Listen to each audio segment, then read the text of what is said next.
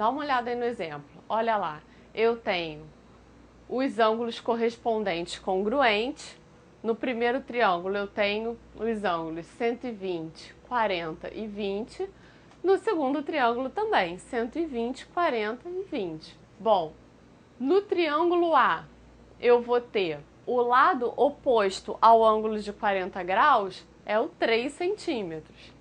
E no triângulo B, o lado oposto ao ângulo de 40 graus é o 9 centímetros.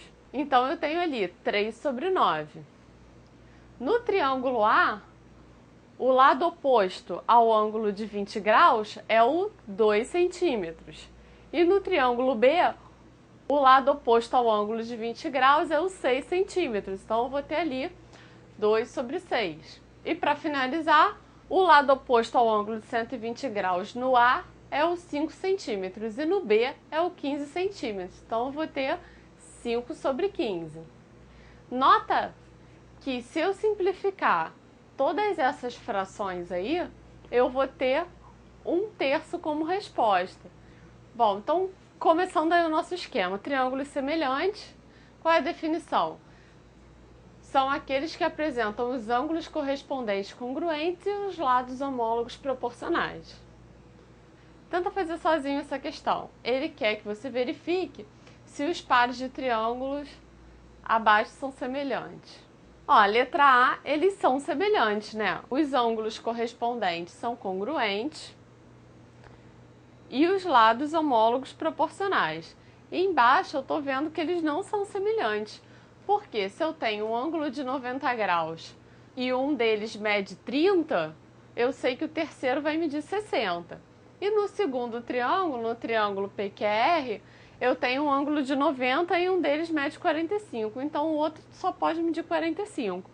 Então ele não atende à primeira condição, que é os ângulos correspondentes serem congruentes. Então, na letra B, os triângulos não são semelhantes.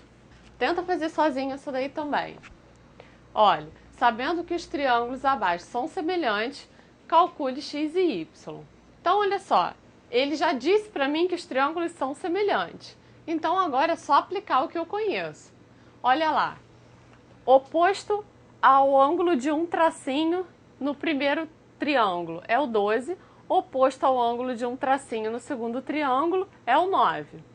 Igual ao oposto ao ângulo de dois tracinhos no primeiro triângulo, que é o x, sobre o lado oposto ao ângulo de dois tracinhos no segundo triângulo, que é o 18.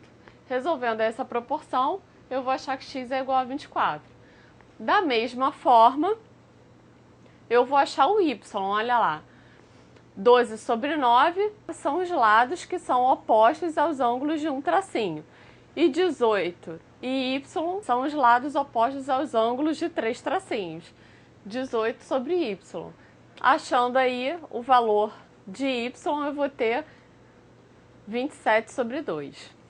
Bom, o que é razão de semelhança? Razão de semelhança é a razão que eu vou encontrar nos lados homólogos. Então, olha, voltando àquele exemplo que eu dei no início, eu vou ter aí, olha, os triângulos A e B. Repara que se eu simplificar cada uma dessas frações, eu vou encontrar 1/3. E esse 1/3 é o quê? Justamente a razão de semelhança. E onde é que essa razão de semelhança vai aparecer? A razão de semelhança, ela vai acontecer entre os lados correspondentes, entre os perímetros, entre as alturas, entre as medianas e entre as bissetrizes. Ou seja, se eu tenho dois triângulos semelhantes, o perímetro de um sobre o perímetro do outro, eu vou encontrar a razão de semelhança desse triângulo. O mesmo vai acontecer com os lados, as alturas, as medianas e as bissetrizes. Exemplo, olha lá, triângulo A, o perímetro dele vai dar quanto?